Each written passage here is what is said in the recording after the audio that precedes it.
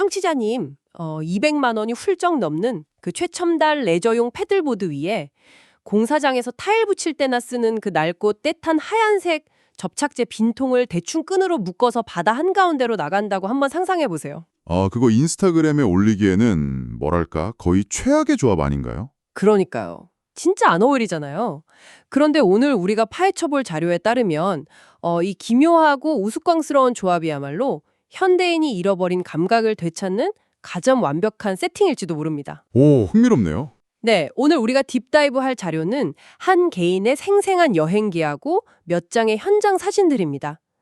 충남 태안의 천리포 해안에서 벌어진 이른바 스탠드업 패들보딩 해산물 채집 투어에 관한 기록이죠. 네, 보통 바다로 떠나는 레저 활동이라고 하면 뭐 요트를 타거나 제트스키로 막 물살을 가르거나 아니면 해변 선배도에 누워서 칵테일 마시면서 쉬잖아요. 그렇죠. 그런 수동적인 휴식을 떠올리기 마련이거든요. 하지만 이 자료가 흥미로운 이유는 완벽하게 다른 접근 방식을 보여주기 때문입니다. 최신 해양 스포츠인 패들보딩하고 인류의 가장 원초적인 생존 방식인 수렵과 채집이 충돌하는 현장이거든요. 최신 스포츠와 수렵 채집의 만남이네요. 네네. 이 두 가지가 만났을 때 우리의 뇌가 어떻게 반응하고 또 시간의 흐름을 어떻게 다르게 인지하는지 분석해 볼 수 있는 아주 훌륭한 텍스트입니다. 자, 이 내용을 하나씩 풀어보죠. 그 과정을 제대로 이해하려면 일단 이분들이 바다로 나가기 전에 트럭 짐칸에 장비를 싣는 첫 장면부터 짚어봐야 합니다. 그 사진에 나온 장면 말씀이시죠? 맞아요. 자료를 보면 커플 한 쌍, 그리고 패들보드 강사, 글 작성자까지 총 4명이 등장합니다. 토요일 아침 7시 40분이고요. 물이 싹 빠져나간 간조 시간대의 천리포 앞바다예요. 따뜻한 봄햇살이 비치고 파도는 잔잔하고요. 진짜 완벽한 조건이네요. 네, 날씨가 너무 좋죠. 이들이 트럭 짐칸에 미스트랄이나 콘스탄트 포와드 같은 색감이 아주 화려하고 날렵한 최고급 패들보드들을 싣습니다. 스노클링 마스크, 다이빙 장갑, 전신 웨슈트도 당연히 챙기고요. 다들 장비가 엄청 전문적이더라고요. 그런데 그 옆에 되게 이질적인 물건들이 슥 끼어듭니다. 바로 날카로운 주방용 칼, 그리고 아까 제가 말씀드린 세라픽스라는 상표가 선명하게 적힌 타일 접착제 빈통입니다. 시각적으로 봤을 때 굉장히 이질적인 조합이죠. 매끈하게 빠진 현대 과학의 결정체 위에 당장 오늘 저녁 반찬거리를 캐기 위한 추박한 생계형 도구가 올라타 있는 셈이니까요. 맞아요. 처음 사진을 딱 봤을 때는 너무 언밸런스해서 약간 웃음이 났거든요. 이게 마치 최첨단 우주선 지붕 위에다가 시골 할머니의 낡은 대나무 바구니를 질끈 묶어놓은 것 같았어요. 비유가 아주 찰떡이네요. 감사합니다. 그런데 계속 들여다보니까요. 어떻게 보면 굉장히 촌스러울 수 있는 이 세라픽스 통이 오히려 이 전체 상황에 엄청난 진정성을 부여하고 있다는 느낌이 들더라고요. 진정성이에요? 네, 세련된 방수 가방이나 예쁜 채집망이 아니라 공사장 빈통을 챙겼다는 것. 여기서 우리는 이분들의 진짜 목적을 엿볼 수 있는 것 아닐까요? 정확한 지적입니다. 여기서 정말 흥미로운 점은 이 장비의 조합이 철저하게 야생에서의 실용성이라는 목적만을 위해 튜닝된 결과물이라는 겁니다. 실용성? 네, 먼저 패들보드라는 이동수단의 특성을 한번 생각해보죠. 모터보트는 빠르지만 시끄러운 엔진 소리나 기름 냄새 때문에 자연의 생태계를 좀 교란시키잖아요. 냄새도 심하고 또 얕은 암초지대에는 스크루가 걸릴까 봐 접근조차 못하죠. 그렇죠. 반면에 패들보드는 오직 사람의 근력과 균형 감각으로만 수면 위를 미끄러집니다. 소음도 없고 오염도 없이 절벽의 좁은 바위 틈까지 자연의 일부처럼 스며들 수 있는 완벽한 은밀함을 제공하거든요. 와, 아무도 닿지 못하는 미지의 영역으로 데려다주는 뭐랄까 조용한 침투선 같은 거군요. 네, 맞습니다. 그리고 그 침투선 위에는 날카로운 칼과 튼튼한 빈통이 실려 있는 거고요. 사실 예쁘고 비싼 전용 그물망 같은 건 바다 한가운데서 오히려 짐이 될 뿐입니다. 찢어질 수도 있으니까요. 그렇죠. 날카로운 홍합 껍데기에 골려 찢어질 수도 있고 또 무거운 해삼을 막 턱턱 던져놓기에는 내구성도 떨어지죠. 반면에 공사장에서 쓰던 그 플라스틱 통은 물에 젖어도 끄덕없고 바위에 부딪혀도 깨지잖아요. 하긴 막 던져도 부서지질 않겠네요. 즉, 이 기묘한 세팅은 남들에게 어떻게 보일 것인가를 철저히 배제한 겁니다. 오직 지금 내가 자연 속에서 무엇을 얻어낼 것인가라는 본질에만 집중하는 현대판 수렵 채집인의 적응력을 보여주는 거죠. 과실을 위한 껍데기를 다 벗어던졌을 때 경험의 몰입도는 완전히 달라지거든요. 아, 남의 시선을 신경 쓰지 않는다는 것부터가 이미 정신적인 해방의 시작이네요. 그렇게 만만의 준비를 마친 4명은 패들보드에 올라타서 잔잔한 물살을 가르며 2개의 작은 섬 사이에 있는 절벽지대로 향합니다. 사진 보셨죠? 물이 진짜 맑더라고요. 네, 사진을 보면 맑은 물 아래로 해초랑 다시마 숲이 해류에 따라서 일렁이는 모습이 막 그대로 비칩니다. 이분들은 절벽에 도착하자마자 지체 없이 역할을 나눠요. 각자 흩어져서 채집을 시작하죠. 네, 커플은 얕은 바위에 올라타서 신선한 홍합을 캐기 시작하고요. 강사와 작성자는 더 가파른 바위벽으로 탁 붙어서 칼을 꺼내듭니다. 바위 표면에 단단히 흡착해 있는 조개들을 긁어내기 위해서죠. 그 과정이 결코 호락호락하지 않았을 겁니다.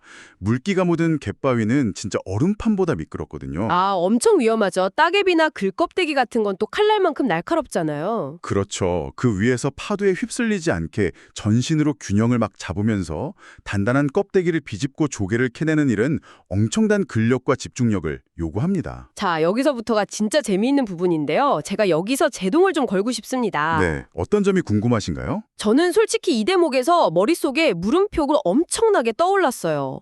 무거운 웨트스트를 입고 미끄러운 바위에서 넘어질까봐 막 발가락에 힘을 꽉 준 채로 날카로운 칼로 딱딱한 조개를 폭폭 긁어내잖아요. 상상만 해도 피곤하죠. 그러니까요. 작성자는 아예 스노클링 마스크를 끼고 간조대 물이 고여서 만들어진 조수 웅덩이에 머리를 쳐박고 바닥에 엎드린 해삼을 줍느라 정신이 없어요. 완전히 몰입한 거죠. 아니 근데 우리는 일주일 내내 직장에서 시달리면서 노동의 피로에 막 찌들어 있잖아요. 토요일 아침이라면 푹신한 침대에서 뒹굴거나 마트에서 카트를 빌면서 우아하게 장을 볼 수 있잖아요. 네, 보통은 그렇게 주말에 보내죠. 그런데 왜 굳이 이런 익스트림 장보기, 그러니까 등뼈가 휠 것 같은 중노동을 사서 하면서 이걸 힐링이라고 부르는 걸까요? 피곤한 몸을 더 혹사시키는데 피로가 풀린다는 건 사실 물리적으로 완전히 모순아닌가요? 아주 훌륭한 의문입니다. 육체적 에너지를 고갈시키는데 어떻게 정신적 에너지가 충전되는가? 이것을 더 큰 맥락과 연결해보면요. 현대인이 겪는 피로의 본질을 우리가 명확히 정의할 필요가 있습니다. 아, 피로의 본질이요? 네, 청취자님도 그렇고 우리가 평일에 느끼는 극심한 피로는 대부분 육체적 노동에서 오는 게 아닙니다. 끊임없이 쏟아지는 이메일, 복잡한 인간관계, 보이지 않는 미래에 대한 불안감 등 철저히 추상적이고 정신적인 인지 과부하에서 비롯되죠. 아, 정신적인 방전이군요. 맞습니다. 현대인의 뇌는 단 1초도 쉬지 못하고 수많은 백그라운드 앱을 켜놓은 스마트폰처럼 에너지를 줄줄 흘리면서 방전되고 있어요. 와, 백그라운드 앱 진짜 공감 가네요. 퇴근하고 넷플릭스를 보거나 게임을 하면서 쉰다고 생각할 때조차 사실 우리 뇌는 그 시각적 자극을 처리하느라 계속 혹사당하고 있다는 말씀이군요. 바로 그겁니다. 그렇다면 그 미끄러운 바위 위에서 칼질을 하는 건 어떻게 다른가요? 극도의 물리적 환경에 놓일 때 우리 뇌는 생존을 위해서 그 복잡한 백그라운드 앱들을 강제로 종료시켜버립니다. 오, 강제 종료요? 네, 미끄러운 바위 위에서 날카로운 칼을 들고 파도를 견디고 있다고 상상해보세요. 내일 아침에 있을 회의나 지난달 카드값 같은 그런 추상적인 고민이 뇌에 들어올 틈이 있을까요? 절대 없죠. 당장 파도에 휩쓸려서 다치면 어떡하나 그 생각밖에 안 나겠죠. 절대 없습니다. 오직 지금, 여기, 그리고 내 손끝의 촉각과 근육의 긴장감에만 100%의 인지 능력을 쏟아부어야 하죠.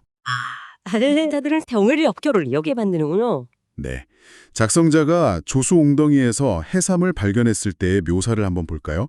주변 색과 동화된 해삼을 찾아냈을 때 마치 숨겨진 보물을 찾은 것 같았다고 표현했습니다. 네, 그 문장 기억나요. 이 순간 뇌에서는 강렬한 도파민이 분비됩니다. 그런데 이건 스마트폰을 막 스크롤하면서 얻는 값싸고 중독적인 도파민과는 질적으로 달라요. 아, 도파민의 종류가 다르다. 철저히 내 신체의 움직임과 자연이라는 물리적 세계가 직접 상호작용해서 얻어낸 인류가 수십만 년 동안 생존하며 진화시켜온 가장 건강하고 원초적인 형태의 보상회로가 작동한 것이죠. 아, 듣고 보니까 이해가 확 되네요. 스마트폰 게임으로 아이템을 찾을 때는 사실 손가락 하나만 까딱하잖아요. 근데 바다에서 해삼을 찾는 건 온몸의 감각을 동원한 진짜 생존 게임이군요. 맞습니다. 진짜 생존이죠. 심리학에서 말하는 그 완벽한 몰입, 그러니까 플로우 상태. 나라는 존재와 내가 하는 행동이 완전히 하나로 융합돼서 시간 가는 줄 모르는 상태에 빠진 거네요. 정합합니다. 풀로우 상태죠. 그러니까 몸은 좀 고들지언정 일주일 내내 과열되어 있던 뇌 스위치를 물리적으로 딱 끄고 재부팅하는 동적 명상의 과정이었다는 거군요. 그렇습니다. 가만히 앉아서 호흡에 집중하는 정적인 명상이 잘 맞지 않는 분들 많잖아요. 그런 현대인들에게는 이렇게 자연 속에서 명확하고 단순한 물리적 목표를 향해 몸을 움직이는 채집 활동이 오히려 잡념을 끊어내는 가장 완벽한 해독제가 될 수 있습니다. 자, 그렇게 치열하면서도 평화로운 동적 명상을 마친 일행은 가득 찬 세라픽스 빈통을 싣고 다시 출발지인 시캠프로 돌아옵니다. 이제 이 투어의 하이라이트이자 그들이 얻어낸 궁극의 보상을 마주할 시간이에요. 제일 즐거운 식사 시간이죠. 네, 장비를 싣고 샤워를 마친 뒤에 테이블 위에 차려진 식사 사진을 보면요. 아, 정말 침이 꼴깍 넘어갑니다.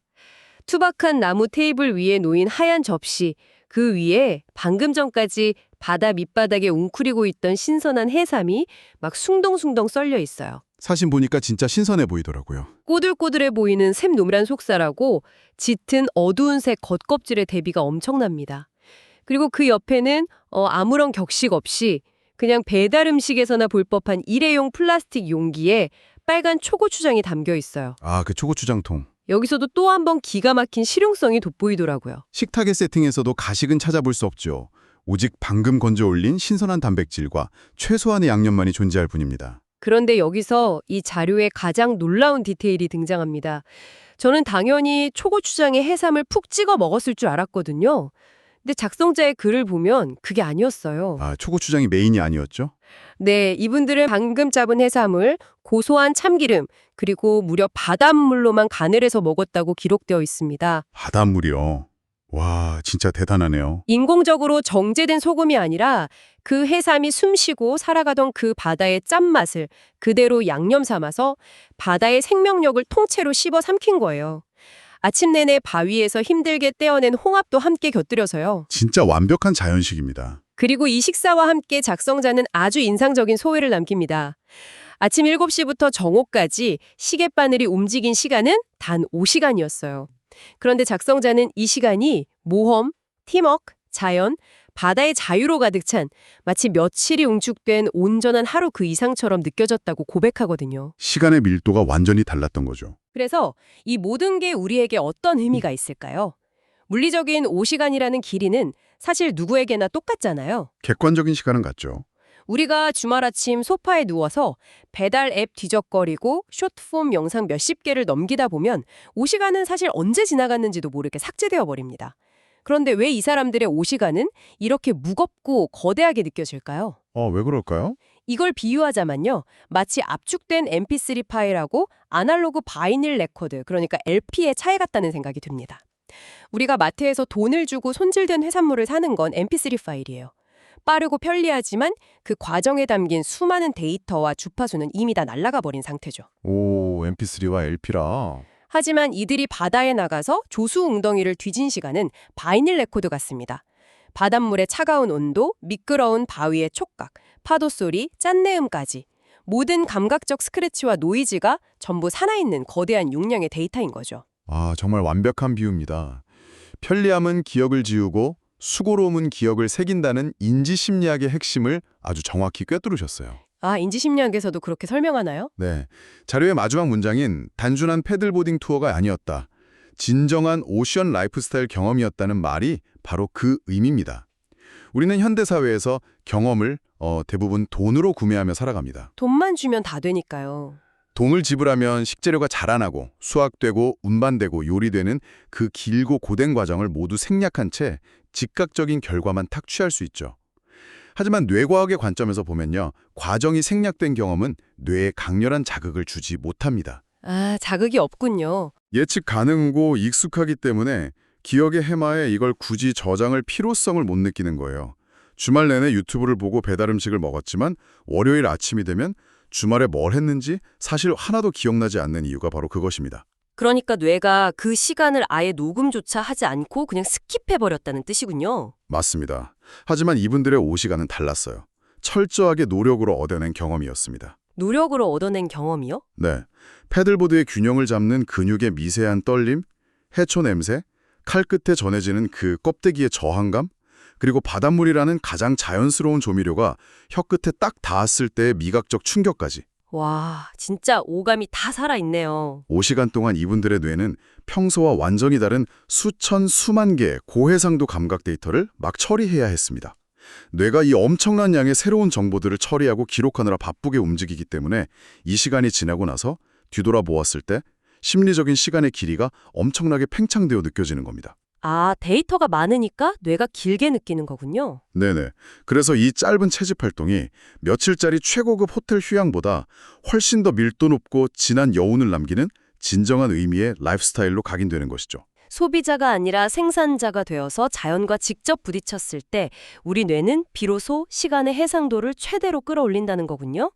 돈으로 산 편리함이 오히려 우리 삶의 체감 시간을 도둑질하고 있었다는 사실이 정말 소름 돋게 다가옵니다. 사실 많이들 놓치고 사는 부분이죠. 자, 청취자님, 오늘 우리가 함께 나눈 이 깊은 대화의 여정을 좀 재짚어 보겠습니다.